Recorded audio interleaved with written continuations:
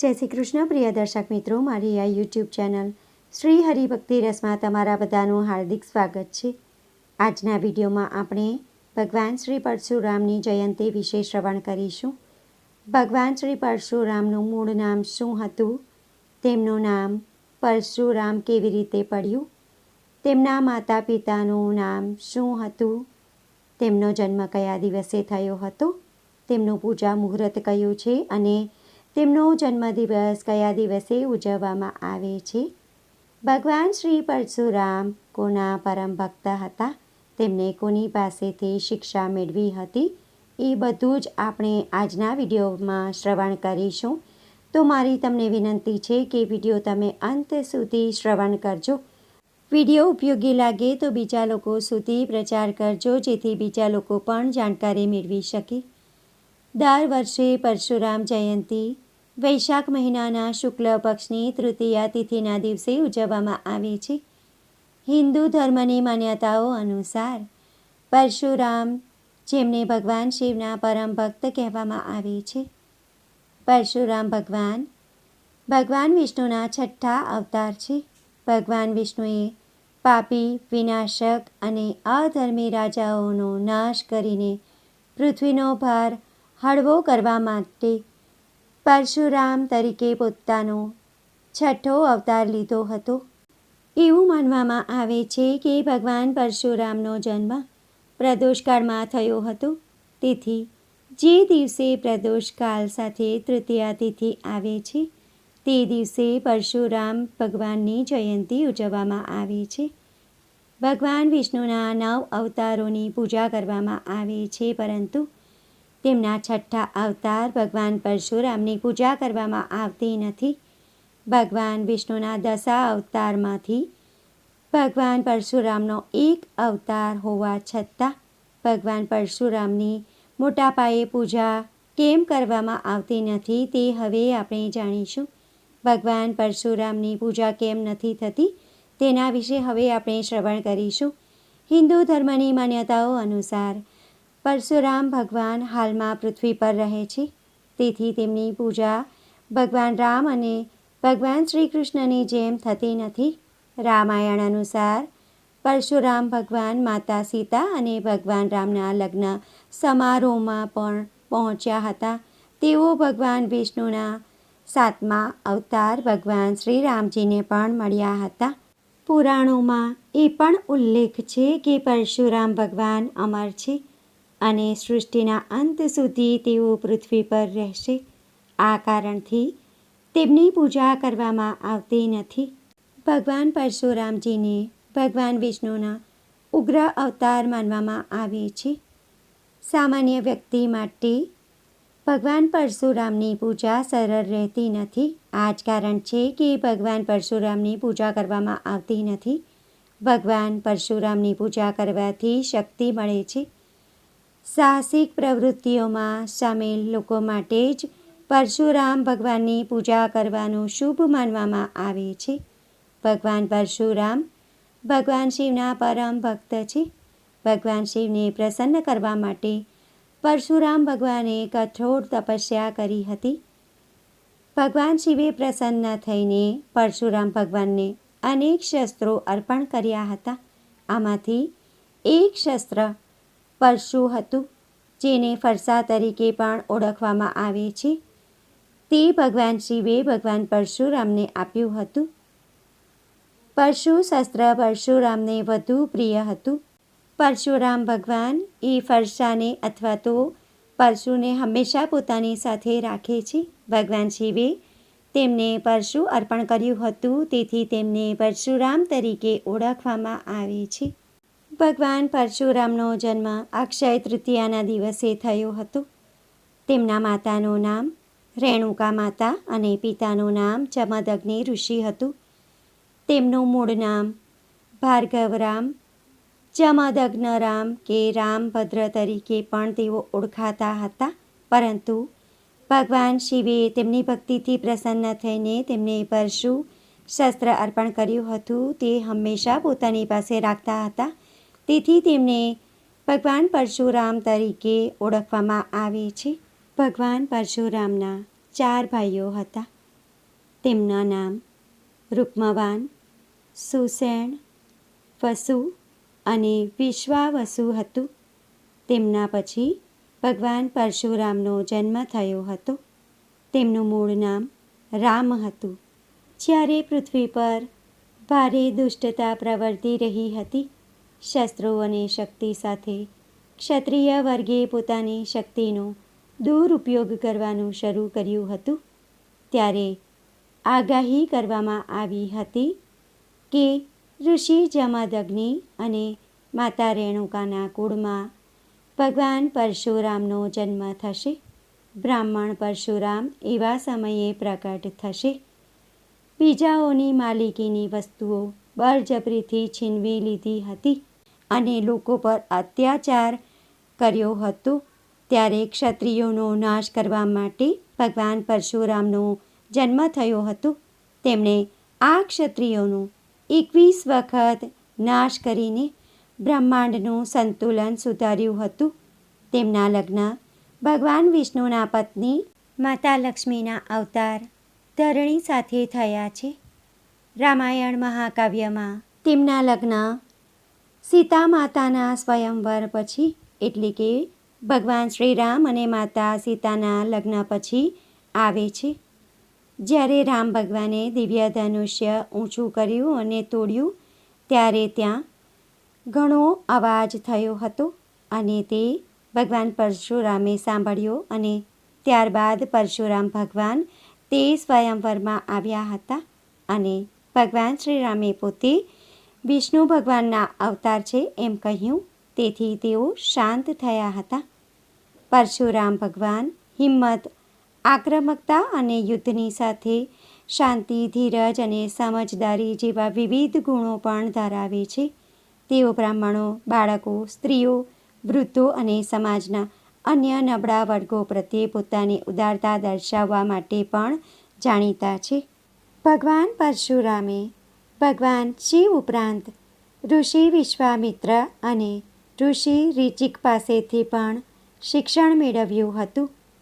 પુરાણો અનુસાર મહાદેવ ભગવાને તેમને શસ્ત્રો ચલાવવાની કળા પણ શીખવી હતી. ભગવાન શિવે તેમને એક મહાન યોદ્ધા બનવાનું વરદાન પણ આપ્યું હતું. એવું કહેવાય છે કે ભગવાન પરશુરામનો જન્મ ઋષિઓ અને સંતોની રક્ષા માટે થયો હતો.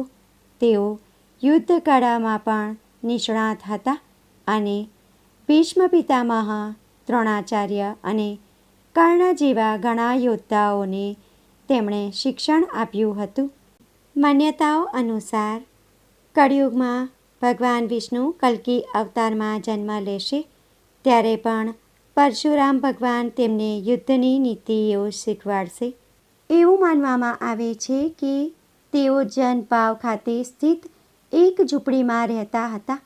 તેમની પાસે સુરભી નામની એક સ્વર્ગીય ગાય હતી, જે તેમને જે જોઈએ તે બધું જ આપતી હતી. સુરભી ગાય કામધેનુની પુત્રી હતી. કાર્તવીર્ય અર્જુન નામનો એક રાજા આ ગાય વિશે જાણી ગયો અને તે જમદગ્નિ ઋષિ પાસે માંગવા ગયા, પરંતુ જમદગ્નિ ઋષિએ તે ગાય રાજાને આપવાની ના પાડી. જ્યારે પરશુરામ ભગવાન ઝૂંપડીથી દૂર હતા, ત્યારે રાજાએ બળજબરીથી ગાય લઈ લીધી. જ્યારે જમદગ્નિ ઋષિએ પોતાની ગાય રાજા પાસેથી પરત માંગી, ત્યારે રાજાએ ગુસ્સે થઈને મુઠ્ઠીથી ગાયને મારી નાખી, જેનાથી તે ગાય મરી ગઈ.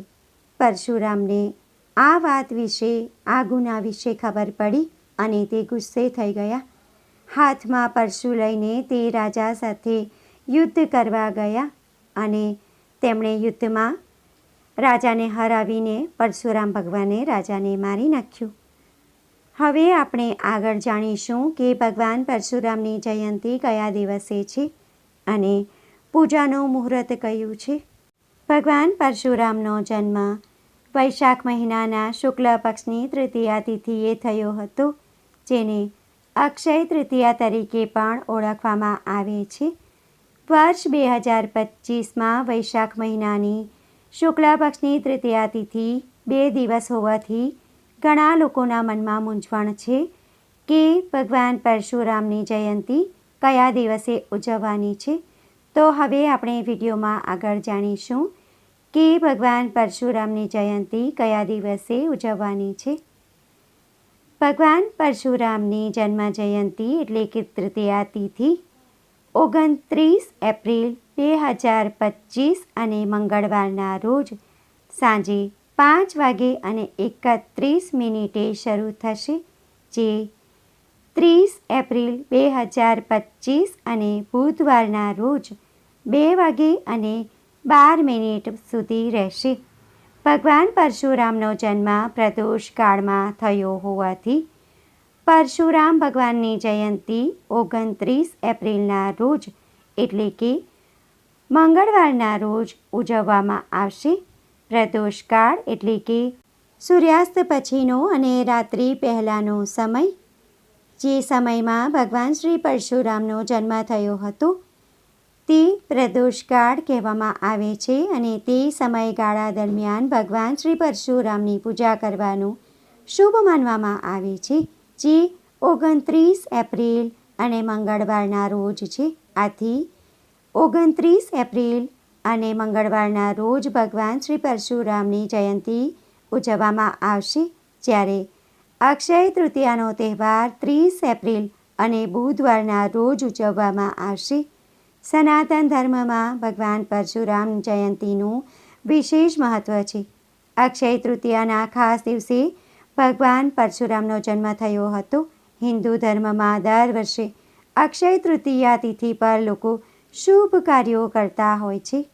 ભારતની 4 ધામની યાત્રા માટે પણ અક્ષય તૃતીયાનું ખાસ મહત્ત્વ છે, કારણ કે અક્ષય તૃતીયાની તિથિના દિવસથી જ 4 ધામ યાત્રાનો પ્રારંભ થાય છે.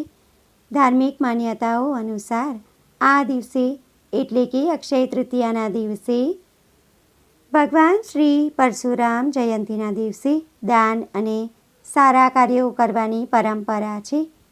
ભગવાન શ્રી પરશુરામની જયંતિના દિવસે શુભ યોગ બની રહ્યા છે, જેના વિશે હવે આપણે શ્રવણ કરીશું. ભગવાન પરશુરામ જયંતિ પર સૌભાગ્ય અને સુંદર યોગ રચાઈ રહ્યો છે. આ સાથે સર્વાર્થ સિદ્ધ યોગ અને ત્રિપુષ્કર યોગનું આયોજન પણ થઈ રહ્યું છે. જ્યોતિષશાસ્ત્રમાં આ યોગને ખૂબ જ શુભ માનવામાં આવે છે. પરશુરામ ભગવાનની જયંતિના દિવસે પરશુરામ ભગવાનની શોભાયાત્રા કાઢવામાં આવે છે. આ દિવસે હવન અને ભંડારનું પણ આયોજન કરવામાં આવે છે. અક્ષય તૃતીયાના દિવસે ભગવાન પરશુરામની પૂજા કરવામાં આવે છે. ભગવાન પરશુરામે યોગ અને ધ્યાન દ્વારા ઘણી સિદ્ધિઓ પ્રાપ્ત કરી હતી. એવું માનવામાં આવે છે કે આ દિવસે તેમનું આહ્વાન કરવાથી હિંમત અને શક્તિ મળે છે. ભગવાન શ્રી પરશુરામની જયંતિના દિવસે જે સર્વાર્થ સિદ્ધ યોગ અને ત્રિપુષ્કર યોગનો સંયોગ થઈ રહ્યો છે, એ યોગમાં જો ભગવાન શ્રી પરશુરામનું ધ્યાન, તેમનું આહ્વાન કરવાથી અને આ યોગમાં દાન પુણ્ય કરવાથી અનેક ગણું પુણ્ય પ્રાપ્ત થાય છે. અક્ષય ફળની પ્રાપ્તિ થાય છે, જે જન્મોજન્મ સુધી ખૂટતું નથી. હવે આપણે ભગવાન પરશુરામની પૂજા વિધિ કેવી રીતે કરવાની તેના વિશે શ્રવણ કરીશું. ભગવાન શ્રી પરશુરામ જયંતિના દિવસે ઉપવાસ કરવાનું પણ વિશેષ મહત્ત્વ છે. ભગવાન શ્રી પરશુરામના પણ અનેકો ભક્તો છે. જે ભક્ત ભગવાન શ્રી પરશુરામની જયંતિના દિવસે ઉપવાસ અને પૂજા કરવા માંગતા હોય, તેમણે સવારે બ્રહ્મ મુહૂર્તમાં ઉઠી જવું અને સ્નાનાદિ કાર્ય પતાવી સ્વચ્છ કપડાં પહેરવા. ભગવાન શ્રી પરશુરામ ભગવાન શ્રી વિષ્ણુના અવતાર છે, તેથી તે દિવસે પીળા રંગના વસ્ત્રો પહેરવા અને ત્યારબાદ સૂર્યદેવને જળ અર્પણ કરવું એટલે કે અર્ઘ્ય આપવું. ઘરને અને પૂજા ઘરને સાફ સફાઈ કરવું તથા આખા ઘરમાં ગંગા જળનો છંટકાવ કરી ઘરને પવિત્ર કરવું તથા તમારા પૂજા ઘરમાં એક બાજોટ પર લાલ રંગનું કપડું પાથરવું. તેના પર ભગવાન શ્રી પરશુરામની મૂર્તિ અથવા ફોટાની સ્થાપના કરવી. જો તમારી પાસે ભગવાન પરશુરામની મૂર્તિ કે ફોટો ન હોય તો તમારે ભગવાન શ્રી વિષ્ણુની મૂર્તિની સ્થાપના કરી તેમનું ધ્યાન ધરીને ભગવાન શ્રી વિષ્ણુની મૂર્તિને ભગવાન પરશુરામની મૂર્તિ ધ્યાન ધરીને તેમની પૂજા કરવાની. તેમને પ્રથમ પંચામૃતથી સ્નાન કરાવવું, ત્યાર પછી શુદ્ધ જળથી અભિષેક કરવો અને તેમને પીળા રંગના ચંદનથી તિલક કરવું. તેમને પીળા રંગના ફૂલ, અક્ષત, અબીલ, ગુલાલ, કંકુથી પૂજા કરવી અને ધૂપ કરી દીવો પ્રગટાવી વ્રતનો સંકલ્પ કરવો. ત્યારબાદ ભગવાન શ્રી પરશુરામની આરતી કરવી. તમે શ્રી ભગવાન વિષ્ણુની પણ આરતી કરી શકો છો. ત્યારબાદ ભોગમાં તમારે નાળિયેર, ફળ, ફળાદી અને મીઠાઈનો પ્રસાદ ધરાવવો. ત્યારબાદ થાળ ગાઈને પ્રસાદ અડોશ પડોશમાં વહેંચી દેવો. પૂજા કરતી વખતે તમારે ભગવાન શ્રી પરશુરામના મંત્રનો જપ કરવો. ભગવાન શ્રી પરશુરામનો પ્રથમ મંત્ર છે ઓમ જામદગ્ન્યાય વિદ્મહે મહાવીરાય ધીમહિ તન્નો પરશુરામઃ પ્રચોદયાત. દ્વિતીય મંત્ર છે ઓમ બ્રહ્મક્ષત્રાય વિદ્મહે ક્ષત્રિયાંતાય ધીમહિ તન્નો રામઃ પ્રચોદયાત. પરશુરામ ભગવાનનો તૃતીય ધ્યાન મંત્ર છે ઓમ રામ રામ ઓમ રામ રામ પરશુહસ્તાય નમઃ. તેમનો બીજ મંત્ર છે ઓમ શ્રી પરશુરામાય નમઃ. આ 4 મંત્રોમાંથી તમે કોઈ પણ મંત્રનો પૂજા કરતી વખતે અથવા તો આખો દિવસ પણ તમે આ મંત્રોનો જપ કરી શકો છો. પૂજા પત્યા બાદ તમારે આખો દિવસ પરશુરામ ભગવાનનું ધ્યાન કરવાનું અને નામ જપ કરવાનું. પૂજા પતે ત્યારબાદ તમારા ઘરના નજીકમાં જો પરશુરામ ભગવાનનું મંદિર હોય અથવા તો વિષ્ણુ ભગવાનના મંદિરમાં જઈને પણ તમે દર્શન કરી શકો છો. ત્યારબાદ તમારે યથાશક્તિ ગરીબોને અન્નદાન, વસ્ત્રદાન તથા ધનનું દાન કરવું જોઈએ તથા આ દિવસે ગાયને ઘાસચારો ખવડાવવો જોઈએ અને રોટલી અને ગોળ પણ ખવડાવવો જોઈએ. તેનાથી પણ તમે અનેક ગણું પુણ્ય પ્રાપ્ત કરી શકો છો. તો ભક્તો, આજના વિડીયોમાં આપણે પરશુરામ જયંતીના દિવસે શું કરવું, શું ન કરવું અને તેમનો જન્મ ક્યારે થયો હતો, તેમના માતા પિતાનું નામ શું હતું, તેમના જીવનમાં તેમણે શું કર્યું હતું, તેમણે કયા ભગવાનની ભક્તિ કરી હતી, તેમનું પરશુરામ જે નામ છે તે કેવી રીતે પડ્યું, એ બધું જ વિસ્તારથી શ્રવણ કર્યું છે. જો વિડીયો તમને પસંદ પડ્યો હોય અને ઉપયોગી લાગ્યો હોય તો વિડીયોનો બીજા લોકો સુધી પ્રચાર કરજો, જેથી બીજા લોકો પણ જાણકારી મેળવી શકે. કોમેન્ટમાં જય પરશુરામ ભગવાન જરૂરથી લખજો. ફરી મળીશું એક નવા વિડીયો સાથે. ત્યાં સુધી બધા ભક્તોને મારા જય શ્રી કૃષ્ણ. જય પરશુરામ ભગવાન. વિડીયો જોવા માટે ધન્યવાદ.